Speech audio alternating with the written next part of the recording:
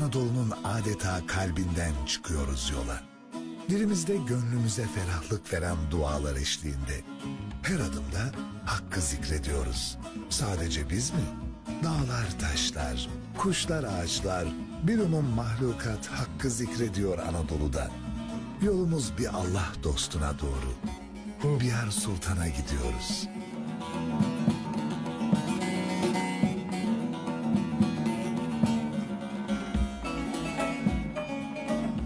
Hubiyar köyüne girdiğimizde yüzlerce yıl evvel yaşamış olan bir Allah dostunun geride bıraktığı izleri takip ederek Hubiyar Sultan'ın evlatlarından Mustafa Temel'e uğruyoruz. Hubiyar Sultan'ı ondan dinliyoruz. Hubiyar'ı biraz siz anlatır mısınız dedem? Tarihini, önemini, neden bu kadar çok ziyaret ediliyor? Efendim, bulunduğumuz tekke aslen Büyük Türk Sofisi mütefekkir Hoca Ahmed Yesevi affatlarından olup Hacı Bektaş-ı Veli, Mevlana, Hacı Bayram Veli gibi büyük Horasan pirleriyle beraber Rum diyarını irşat etmeye, İslamiyeti ve Türklüğü yaymak için gelen ilk Horasan pirlerindendir. Hacı Bektaş Veli ile birlikte geliyor buraya. Beraber. Bir Rum diyarına beraber geliyorlar. Esas ismi bizdeki evraklarımızda, soy şecerelerimize göre Ahmet'tir. Hupiyar ismini bu Horasan pirlerinin biz Danışık Dağı dediğimiz Hacı Bektaş'ın, Veli Sultan'ın bulunmuş olduğu Hacı Bektaş kazasına yakın bir yerde toplanıp konuşup ve sohbet ederlerken Hupiyar'ın daha keşf ve kerametlerini görerek, kültürünü görerek senin ismin Hupiyar, benim Hupiyarımsın, sevgili yarimsin, bir yarimsin anlamına geliyor. Çeşitli padişahlar zamanına kadar Osmanlı devrinde fermanlarımız var. Bu fermanlar bu tekkenin şeyhlik fermanlarıdır. Bu tekkeye doğru olmak, dürüst olmak, fakirlere yardım etmek, yedirip içirmek kaydı şartıyla ecdadımıza verilmiş. Büyük dedemin ve dedemin ismini taşıdığım Şeyh Mustafa Efendi'nin fermanlarını göreceksiniz. Biraz köyün tarihinden bahseder misiniz dedem? Bu köyün tarihi ancak şu anda 1500'lü yıllarda elimizde belgeler var. 1500'lü yıllardan 1500'lü yıllarda. Bu Tozanlı Deresi, mesela demin muhtar gitti. Size Değerli Muhtarı dedim. En yerli köy o. Hupiyar geldiği zaman da varmış. Fakat bu köyler daha yakın zamanına kadar Rum ve Ermeniler de otururmuş. Bu Tozanlı tarihini yazanlar yazdıkları zaman şimdi köylerde Müslüm, gayrimüslim nüfus olarak ayırmışlar. Ben tarihi yazana niye böyle yazdınız dedim. O zaman öyleydi. Peki bugün aynı yerlerde Alevi Sünniler oturuyor. Bunlardan niye bahsetmediniz? Hepsi Oğuz Türkler o zamanlar. Ayrım yok ki ne yazayım dediler. Doğru. Oğuz Türkleri diye Hep geçiyor. Oğuz Türkleriyiz. Oğuz boylarındanız. İşte bizlerin belki de Kerbala hadisesinden sonra İmam Hüseyin Efendimiz'in şehit olması, 24 bacının Şam'a ve Kesikbaşı Şam'a getirdikleri zaman Ehl-i Beyt sülalesi bizim Türklerin içerisine doğru akın etmiş, göç etmişler. Bugün Seyitlik sülalesi de onlardan gelmektedir. Bizim Alevi inançlarına, bizim Türklerin de şu anda inançları Nesli Evladı Resul dediğimiz bir 12 imamla sulpi çıkmazsa ona dede demezler. Dede olmak için dedeliğin şartlarından biri 12 imama sulpi çıkacak. İkisi bilinçli olacak. 3 çok dürüst olacak. Ve halk tarafından da benimsenecek. Hubiyar Tekkesi'nde her yıl etkinlikler oluyormuş Mustafa dedem. Biz her sene Temmuz'un son haftasında Temmuz sonunda şenlikler yapıyoruz. Fakat 2-3 yıldır Temmuz ayı Ramazan ayına isabet ettiği için yakın komşularımızla beraber bunun tarihi ayarlamak mecburiyetindeyiz. Burada en çok en büyük kalabalık bizim şenliklere toplanır.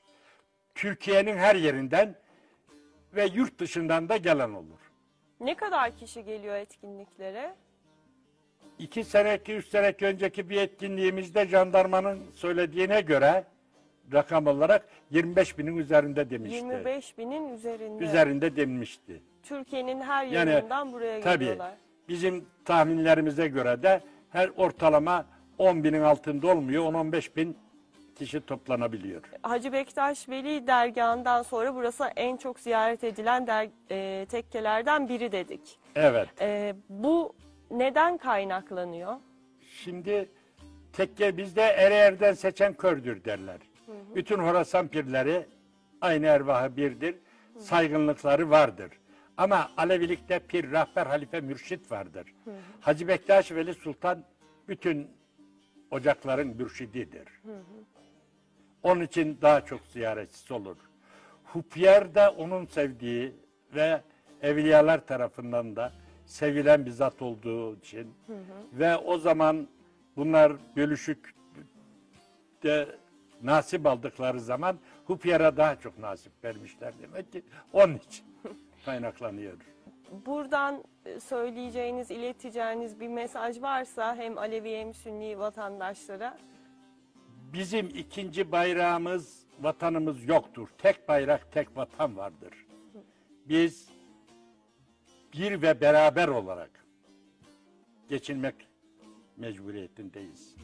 Birlik bizim şuarımız olmalı. Bizim dinimiz bir, kitabımız bir, inancımız bir. Aşık Veysel diyor ki, Alevi ne demek, Sünni ne demek? Ta ezelden birdir, özümüz bizim. Ehli dinler bunu çok iyi bilirler. Şefaat kânıdır ulumuz bizim. Mezhep birdir, din birdir, yol birdir. Dinini, yolunu bilmeyen kördür. Birbirine bağlıdır elimiz bizim. Biz 7 orduymuşuz. 3 orduya kalmışız. Bir Ege ordusu 4 ordu. Ta Yemen kapılarından tut Afrika kıtalarından Viyana kapılarına kadar Batı Trakya bütün dahil Osmanlı İmparatorluğu içerisinde. Afrika'nın o devletleri bütün Osmanlı. Hepsini kaybetmişiz. Bir Anadolu'muz kalmış. Anadolu'yu da kaybedersek gidecek yerimiz de yok. Aklımızı başımıza alacak herkes. Birlik ve beraberlik içerisinde aynı bayrağımız altında yaşamak mecburiyetindeyiz. Anayasamız ne diyor? Dini inancından ötürü hiç kimse kınanamaz. İsteyen istediği şekilde ibadet eder diyor. Bizim de isteyen camiye, isteyen kiliseye, isteyen cemevine gidip Allah'la kulunun arasından politikacıların, siyasetçilerin çekilmesi lazım. Vatandaşın yoksa hiçbir derdi yok. Vatandaş kurduna kuzu gibi yayılır misalinde birbirinden çok güzel geçiniyor. Aramıza nifakı başkaları sokuyor. Yoksa aramızda herhangi bir şey yok. Her şeyimiz beraberiz, vatanımız beraber, bayrağımız beraber, inancımız beraber, her yerde beraberiz. Şu anda da beraber yaşamak mecburiyetindeyiz. Cemevinden bahsetmişken dedem, şurada bir cemevi gördüm. Orada artık siz ikamet ediyormuşsunuz. O ev, şimdi biraz sonra gittiğimiz zaman, orada da size izah edeceğim gibi, büyük dedem fermanı tekkede asılı, elde belgelerimiz var. Şeyh Hıdır tarafından yapılmış. İsmini taşıdığım Şeyh Mustafa geçmiş. Babam olan Şeyh Mehmet tarafından restore edilmiş. Bugünkü haline getirilmiş. Hem oturduğumuz ev eskiden bütün cemaat, cemevleri yasak. Hiç kimsenin cemevi yok. Nerede bulursak, hangi ev geniş münasipse o evde toplanıp cem yapardık. Burada da en büyük ev bizim ev olduğu için oturduğumuz ev. Hep büyük evlerde oturuyorduk. Eskiden bu gördüğün çatı, kiremit, sac daha dün yapıldı. Hepsi tam evlerdi. Peki sıklıkla cemlerinizi şimdi yapamıyorsunuz. Çünkü hane kalmadı değil mi? Ne zamandır cem yapılıyor? Şimdi şu ortada biraz etüt yapar, bir araştırma yaparsanız yani mensubu olduğum şeylere ne kadar iftihar etsem azdır. Alevi cemaatlerinin içerisinde de cem, görgü, sorgusunu, gelenek, görenek, inancına bağlı Hupyar Ocağı vardır. Bütün ocaklar sayılı, Hupyar Ocağımız da bugüne dek bırakmamış. Geleneklerini aynen yürütür. Bugün de devam etti. Bugün de devam ediyor. Allah izin kısmet derse devam ettirmeye de çalışacağız bundan sonra da. İnşallah dedem, çok teşekkür ederim. Ben teşekkür edeyim. Buyurun tekkeyi gezelim. Erenler ceminde canlar bir olur. Hutbe-i duazda imam okunur. Talip talip olur, birler bir olur. Hurriyar Sultan'ın türbesine doğru ilerlerken gönlümüz nurlanıyor. Türbeye girmeden Mustafa Temel Bey'den bir ön bilgi alıyoruz. Bize tekke hakkında bilgiler veriyor.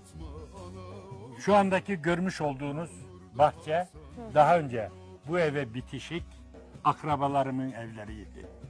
Tekkenin önü gözükmüyordu. Bu tekkenin önünü, çevre düzenlemesini yapmak için yıktık. Başka yere yaptık. Onları razı ettim. 1999 senesinde ağaçları da 2000 yılında diktim. Çok şükür bu hale getirdik. Şu andaki bulunduğum 2000 metreye yakın bir yerde bulunuyorsunuz. Çok güzel sevdi ağaçlarımız da yetişti. Gidelim. Türbe Burada ne zaman yapıldı? Cem evimiz, büyük evimiz, dedem tarafından yapılmış evimiz var. Bu arada bir misafirhanemiz var. Burada Kurban üzerinde evi. de yazıldığı gibi kurban evi, kurban kesimhanemiz var. Gelenler adaklarını burada kesiyorlar. Ocaklarda pişirip halka yedirip içiriyorlar. Hemen türbede bunların ilerisinde hocam. Türbede ilerisinde. Şurada güzel bir kamelyan vardı. Daha eski resimlerde görürsünüz, gözüküyordu. Kış tarafından yıkıldı. Yenisini yaptıracağız. Yalnız binamız şu anda tecilli. Bina tecilli olduğu için Yüksek Anıtlar Kurumu'ndan şu anda hiçbir şey yapamıyoruz. Yalnız yakında Kültür Bakanlığı'ndan müsaade alarak onarıma başlayacağız. Koruma altında yani. Koruma tecilli altında derken. O yüzden tek çivi bile çakılmıyor Bina değil mi şu koruma anda? altında. Tekkenin içerisine hiç girmeden önce şurada kurban pişirme yerlerimiz, burada yedirme yerimiz var. Bura eski bütün tekkelerden bulunan çilehane diye babam tarafından yaptırılan yerler. İçeri tarihi 1982 yılında. Fakat şu anda sosyal bir ihtiyacımızı görüyor, mutfak olarak kullanıyoruz. Buyurun. Fatma ana okunur. Okunur da Hasan Hüseyin okunur. Bunlar nedir dedem?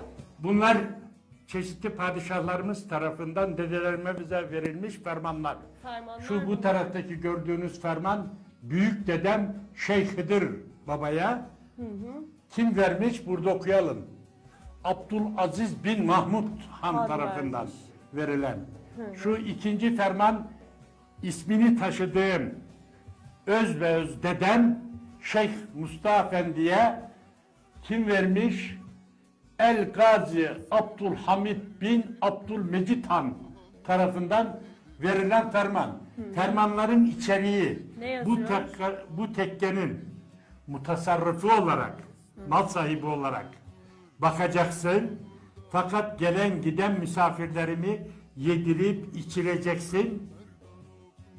Çok da dürüst olacaksın. Bu şekilde, bu şartlı olarak tekke bize verilmiş. Babadan evlada intikal ederek de hala yürütüyoruz. Şu andaki post inişlik sırası da ben yürütüyorum. Post inişliği de Post siz inişin olarak. yapıyorsunuz. Peki. Türbede içeride. değil Türbe mi? burada. 1336 gayrimüslimlere 1915 yılındaki gelen dedeme sığınan kişilere yaptırılmış, yıkılmışmış tamamen yeniden kitabesinden gördük dedem. Tamiratları 1955 ve 1901.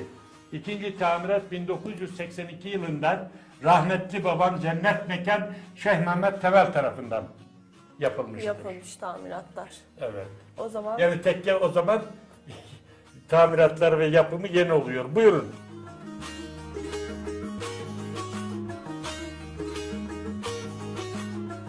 Büyük Türk sofisi, mütefekkir Hoca Ahmed-i Yesevi affatlarından Rum diyarını irşata gönderen Hupyar Derviş türbesinde bulunmaktayız. Burası ormanlık ve Gürgen Çukuru denilen mevki. Evi, ocağı, her şeyi bu türbenin yanında olarak yatmaktadır. Bulunduğumuz ev Hupyar'dan kalma bize evdir. Bu görmüş olduğumuz örtüsü türbenin Yemen'den geldiği rivayet edilir. Yemen. Üzerinde Ayetel Kürsü yazılı. İsmail Çavuş isminde bizim yakın köylerden birinden mürit olan yani asker hatırası. Sağ salim gidersek Hupyar'a götürelim derler bu örtüyü. Özel yaptırır ve getirirler. O zaman Yemen'den O zamandan bu zamana getirilen- bugün serdik. Her zaman şey yapmıyoruz. Özel bir türbesidir. Türbemizin bu halde olması Yüksek Anıtlar Kurumu'nun tescilinden dolayı badana dahi yaptıramıyoruz. Su almış. İnşallah bunları da yakın zamanda gidereceğiz. yeniden tamirat yaptı. Yeniden tamirat yaptıracağız.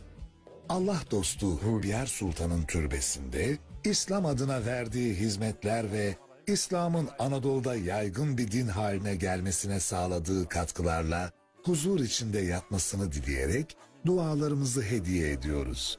Sıradellezine an'amte aleyhim. Cümle geçmişlerimizin, geleceklerimizin ruhları şad ola, nur içinde yatalar.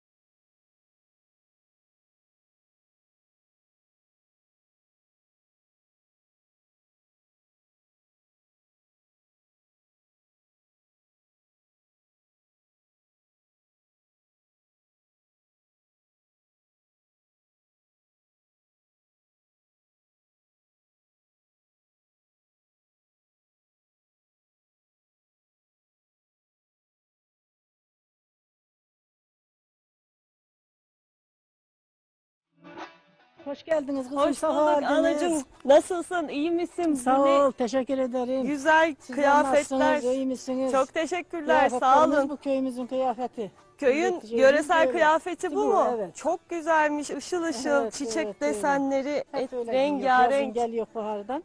Güzelce buradayım. Gelen misafirleri karşılayıp. Hep siz mi onlara- böyle Hep karşılıyorsunuz? kapının önünde karşılıyorum geleni. Vallahi Bütün ne güzel bir misafirler bizi karşılama ağırlıyor. böyle. Elimizden geldiği kadar dedenin şeyini yerine getiriyor, dedelerimizin vesiyetini. Gelen misafirimizi ağırlayıp şey edip hoşnut etmeye çalışıyoruz. Yani. Kimler geliyor anacığım buradan? Nerelerden geliyorlar? Çok kişi geliyor mu? Bilmediğin yerlerden gelirler buraya. Gelmeye dik yer yok. Çok kişi Çokluk geliyor mu gelirler, peki? Çok kalabalık olur. Köyüm içinde araba alemeye yer olmaz. Böyle kalabalık olur. Harmanlar dolar arabalarla. Buralarda oturmaya yer olmaz. Çok İğne atsan kalabalık yere olur. Evet, düşmüyor evet. yani. Buralarda hiç arabayla ayarlayamazsın yazın gelsen. Tüm Şimdi Türkiye'den bıraktı geliyorlar. gittiler, evet. Gelince Ziyaret neler evet. yapılıyor burada anacığım? Ada olanlar kurban kesiyorlar. Orada kurbanlarını hazırlıyorlar.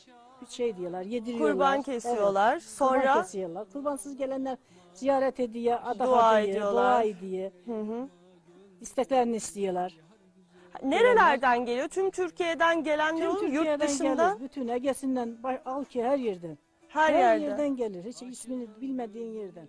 Nasıl peki Böyle kalıyorlar ziyaretçi burada? Günübirlik mi gelip gidiyorlar Bazen anacığım bu yoksa? şimdi arabalar çıkalı günübirlik. Gelip gidiyorlar. Bazenleri kalıyor. Yoksa önceden gelirler 2 gün 3 gün kalırlardı. Biz böyle misafir ederdik. O zaman böyle uzaktan Eskiden- geliyorlardı. Eskiden yoruluyorlardı. Böyle arabalardan olmuyordu. Kolay kolay değildi. gelinmiyordu. Tabii, Gelip hayvanlarla sizde. geliyorlardı. Şimdi artık arabalar olduğu için akşamaca işlerini, kurbanlarını yapıyorlar, gidiyorlar. Nerelisin dedem? Buralı mısın? Ben Alıkbaşı köyündenim. Alık- Bu yerin en yakın köyü olarak, Giları olarak bizim köyümüzdür. Biz buraya bağlıdırız. Allah Teala Hazretleri gözünü sevdiğimi bize öyle karar vermiş. Arzuladık geldik gurbet ellerden, devahlarımızı kabul eyle hu buyur dedim. Endim eşiğine bir niyaz kıldım, devahları kabul eyle hu buyur dedim. Ben istemem bu cihanda zinneti, hep eylese efendime minneti. Arayı bulduk cenneti, devahları kabul eyle hu buyur dedim. Devri salim dersin Aldulu'dan, ihrarı vardı Galibeli'den. Şefaat umaruk Primali'den, devahlarımızı kabul eyle hu buyur dedim. Bu yerdedenin ayetleri çoktur, çok. Şıhı başsızında nurda oturan, mühtesine getiren, kudret yaratıp lokma atıran, sütüyle rahberi balık bu yer. Ateşlenmeden çiğini pişiren, lokma verip kalbeyimizi coşuran, muhanet köprüsünün suyunu şaşıran, kurtardı zulümden yaluhu bu yer. Allah onların şefaatinden ayırmasın. Amin. Dedem kaç yaşındasın? Bilmiyorum ki 74 askerlik ama 75 vardır. Maşallah. Ama yine 15 yaşındayım. Allah niyetinizi kabul etsin. Amin dedem. Ağzına, yüreğine, kalbine sağlık ol, dedem. sağ olun, Sağ var olasın. olun. Allah razı olsun. Allah uzun ömürler versin sana. Hubyar köyündeki ziyaretimiz sürüyor. Hubyar köyünde Hubyar Eğitim Vakfı tarafından düzenlenen semaha şahit oluyoruz.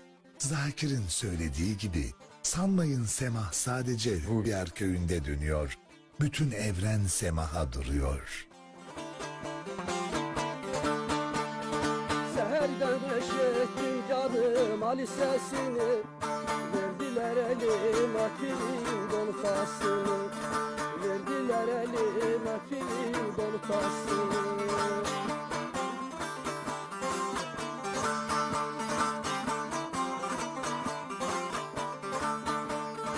Şükür olsun da aldırım bir havasını, dardan mahrum etrafı duyar, dardan mahrum etrafı duyar.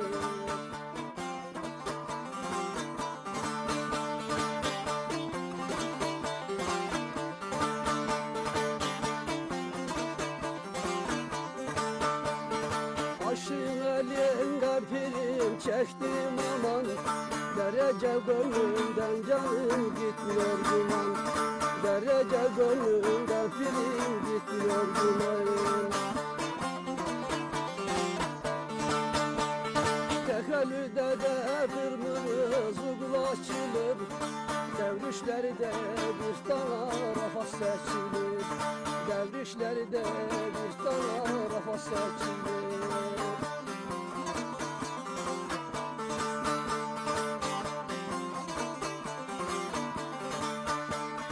Önden sonra da şu dünyadan göçülür, didarından mahrum etrafı duyar, didarından mahrum etrafı duyar.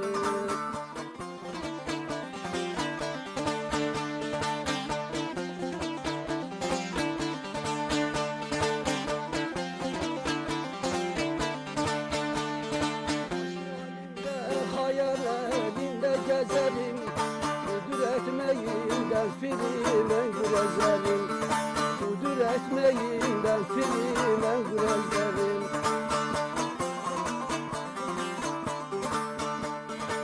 Bu yar sultana film niyaz edelim, didarından mahrum etrafı duyar, didarından mahrum etrafı duyar.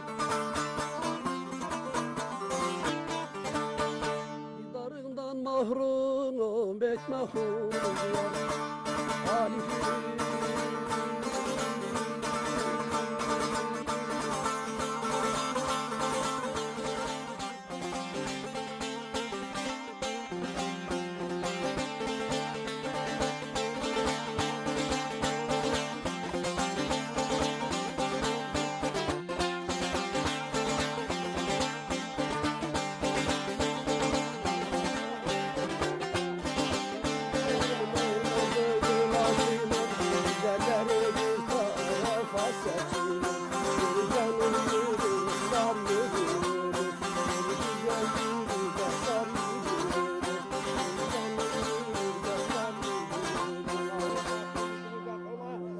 kısmetinizden şefaat ola.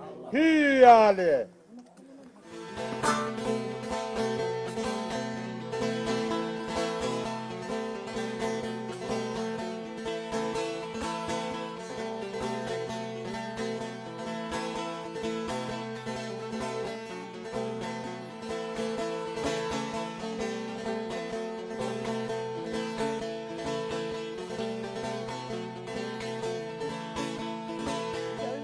Gezerken canım ferdi diyarı, Bağdat diyarına canım vardı kurban. Bağdat diyarına birim vardı kurban.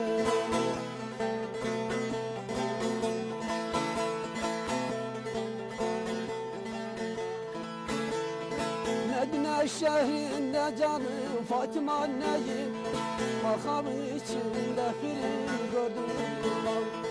Makam içinde canım gördüm.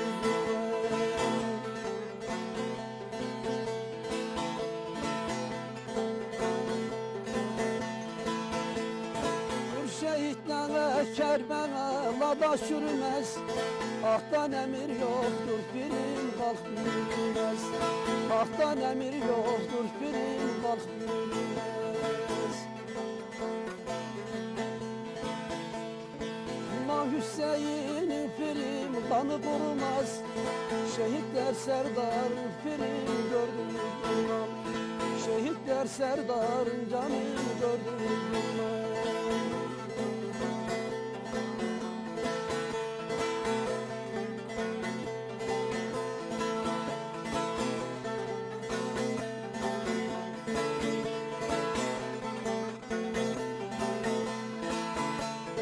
Hazreti Eyyub'unda nikabın kaldır, senden iki kurt var canım nereye yaldır.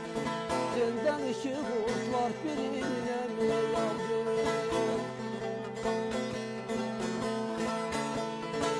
Birini ipek sarar canım bir bal yapar, onların sırrına biri verdim bilmem. Onların sırrına biri verdim bilmem.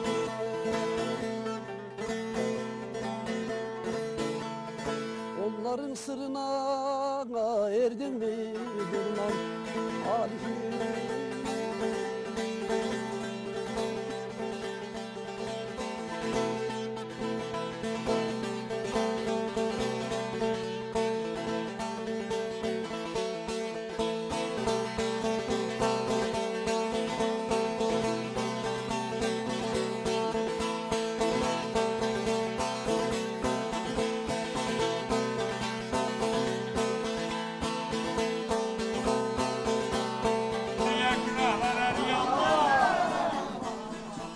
Kabulu dergah-ı ilahi-şah, hizmetiniz makbul yüzümüze ama, semahınız kırlar semama, kırlar şefaattan gayettan mahkum eylesin. Hii yani.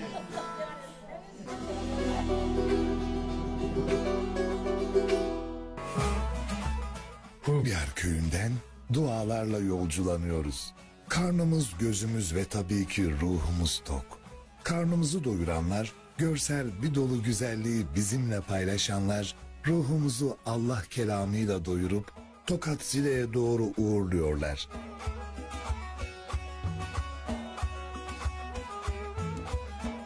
Zile, Tokat'ın mütevazi görünümüne sahip oldukça ünlü bir ilçesi. Zile hakkındaki daha derin bilgileri kültür araştırmacısı Necmettin Er Yılmaz'dan dinliyoruz. Gerçekten resim gibi sokaklar. Neye borçlu Zile bu güzelliği? Evet, çok enteresandır. Zile çok bakir bir yer. Saklı bir kent olarak biz Zile'yi nitelendiriyoruz. 3500 tane tarihi konak var. 3500 Tabii, tane. Türkiye'de böyle bu kadar tarihi konağın bir arada bulunduğu başka bir plato yok. Tabii kültür de o yüzden çok renkli. Alevisi, Sünnisi, Çerkezi 7000 yıllık bir şehir. Kat kat. Tabii öyle Evet. olunca 3500 konakta olur. Evet. Peki Necmettin Bey, Zile kültür yoğunluğu çok ciddi olan Evet, bir ilçe, evet. Tokat'ın bir ilçesi. Burada Alevi, Sünni kardeşliği, bütünlüğü ne durumda? Siz kültür Tabii, araştırmacısınız. Tabii. Biz de Türkiye coğrafyasından çok daha farklıdır burada Alevi Nasıl? Sünni ilişkileri. Yani ben mesela Alevi mahallesinde büyümüş bir Sünniyim ama Alevi kültürünü, felsefesini çok iyi bilirim. Burada insanlar, Aleviler mesela bir halveti Sünni dergahı vardır. Oraya cemden çıkarlar. Sünni dergahında zikir çekerler. Çok ilginçtir. Öyle tabii. mi? Çok ilginç. Camiye gelirler, oruç tutarlar. Biz onların cemine gideriz. Böyle iç içe biz dışarıda böyle ayrışmayı dışarıda gördük. Tabii çok kız alır kız veririz. güzel. Biz yine Muharrem ayı orucunu biz tutarız. Onlar Ramazan ayını orucunu tutarlar. Bizim ayrımız gayrımız olmaz. 7000 yıldır böyle kültürler üst üste gelmiş. Bu gördüğünüz bu dokuların evlerin içerisinde hepsinde ayrı bir dünya var, ayrı bir kültür var, ayrı bir renk var. Ne güzel. Bakir, restore edilmemiş ama yeni yeni turizm hareketi başlıyor. Bir patlayacak bomba gibi burası. Kültürel coğrafya yönünden de çok renkli. Çünkü Karadeniz değil, İç Anadolu değil, Yeşilırmak, her bölgeden birer parça almış böyle. Plato da renkli, iklim de renkli, insanlar da çok renkli. İnsanlar da renkli, Çok renkli. sıcacık. Düğünlerimiz, cenaze ritüellerimiz, şairlerimiz. Mesela burası ozanlar şehridir. Öyle mi? Tabii 300 tane ozan var. 300 ozan. Türkiye'de başka bir yerde bulamazsınız 300 tane ozanı, halk ozanı. Ve enteresan olan mesela Aşık Talibi vardır Zileli. Ben garip, başım garip, sılada eşim garip. Ölüp mezara gitsem mezarda taşım garip diyen Aşık Talibi Sünnidir. Hacı Talibi'dir. Mekke'de ölmüştür. Onun çırağı vardır Aşık Fedai. Kendisi Bektaşidir, Alevidir. Öyle mi? Tabii. Çok, Ama çok 30 sene enteresan. birlikte gezmişler. Peki burada çalabilecek, söyleyebilecek Sünni bir Ha, ozanımız, Ozan, tabii. aşığımız var Mesela mı? Tekin abimiz vardır, Tekin Kireççi. Kendisi Bektaşidir. Ya Sünnidir ama Bektaşidir.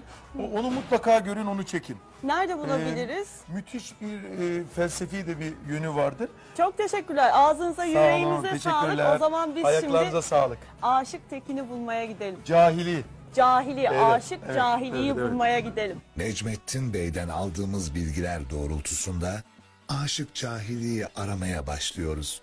Çok geçmeden sazıyla çıkıyor yolumuzun üstüne. Yalansın dünya diyerek dünyevi bakışımızı hakka doğru çeviriyor.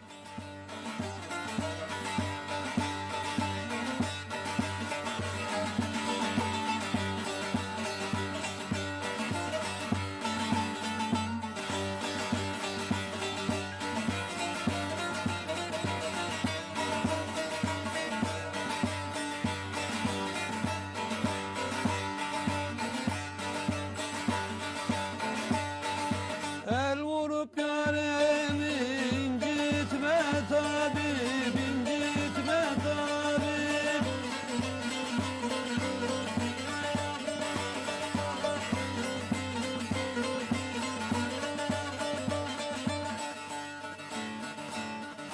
Bilmem sıhhat bulmaz hicraneler vur. El vurup da yarem eylersin derman. Her can tahammül etmez, viraneler var, viraneler var, viraneler var. Vay dünya dünya, fanisin dünya. Vay dünya dünya, yalansın dünya. Aşkına pervane, dönensin dünya, dönensin dünya. Vay dünya dünya, yalansın dünya. Vay dünya dünya, dolansın dünya. Canine cananı, alansın dünya, alansın dünya.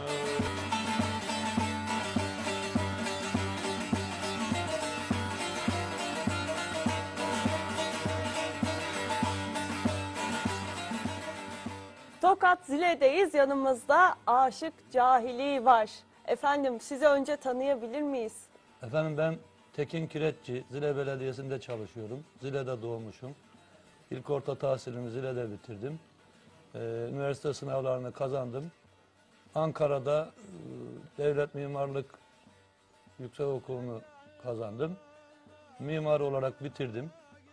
Talihsizlik 2 yıldan sonra bir hastalık sonucu kör oldum. Halen belediyede fen işlerinde görev yapmaktayım. Belediye kültür işleriyle, müzik işleriyle ilgili konularda.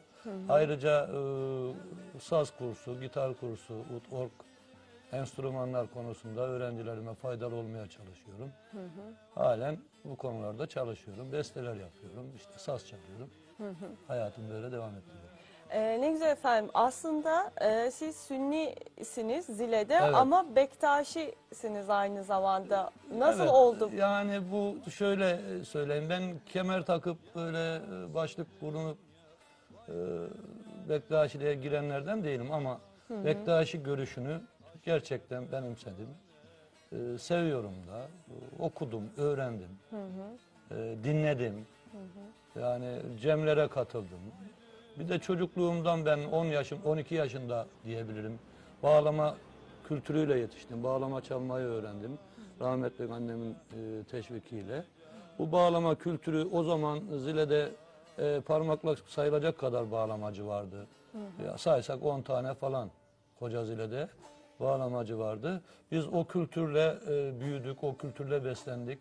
Türkü deyince aklımıza Alevi kültürü geldi. O türkülerle beslendik. Bektaşi deyişleri üzerinde çok durdum. Hoşuma gitti. Toplumsal görüşler hoşuma gitti. Sosyal olarak söylenenler, dinlenenler, yapılanlar hoşuma gitti. Yani o kültürle beslenince ben de pat diye Bektaşi oldum. Pat diye Bektaşi oldum. Evet. Peki burada Zile'de Alevi Sünni bütünleşmesi ne konumda şu anda dostluk Efendim kardeşlik? yani şöyle bir şey var. Biz 70'li yıllardan çıktık Türkiye olarak. Böyle bir şeyde biz birlik olacağız da bir takım yerlerden, bir takım güçlerden bizi ayırıcı şeyler oldu zamanında. Biz bunları aştık. Gerçekten bir takım kayıplarımız oldu ama biz aştık bunları. Birliğimizi bozan olmayacak, olmadı da, olamadı da. Şimdi halen Zile'de kenetlenmiş bir vaziyetteyiz.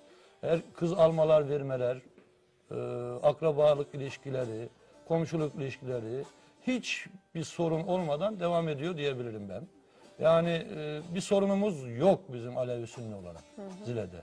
Böyle bir şeyin olacağını da düşünemiyorum. Birileri gelip de karıştırmazsa bizi. Peki ben Bektaşi kültüründe büyüdüm. Sonra Bektaşiliğe girdim, pat diye girdim diye söylediniz. Evet. Bektaşilikte en sevdiğiniz böyle ilk hatırınıza gelen deyiş ne var?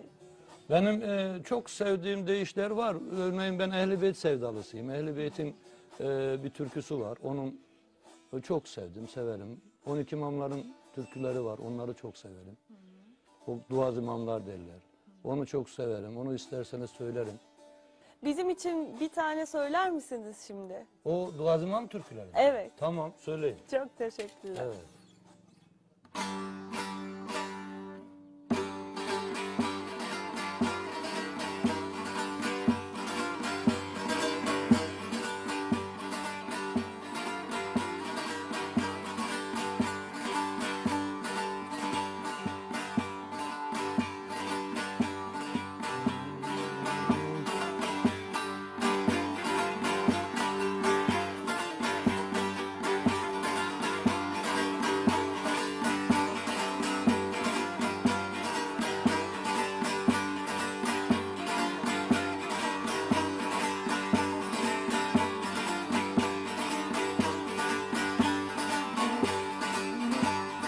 Meded Allah ya Muhammed ya Ali, dost Ali. Yusuf kuyusunda zindana düştüm. Güldengi çekilen Bektaş-ı Veli. Gayretimiz yok mu ummana düştüm. Hı hı hı pirim ya Ali, hı hı canım ya Ali. Fadime ananın eteğin tuttum, Server Muhammed'e göz gönül kattın. İmam Hasan ile gök mehtap sattın, Şah Hüseyin ile dükkana düştüm. Pirim yali, canan yali.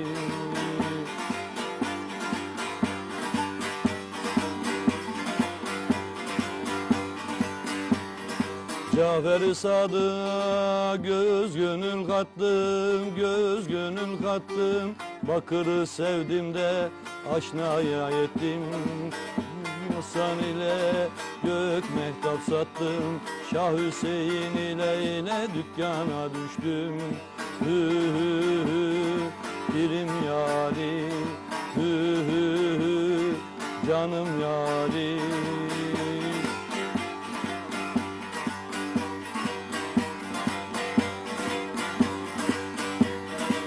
Musa Kazım Şah Rıza'ya kavuştum, ey dost kavuştum.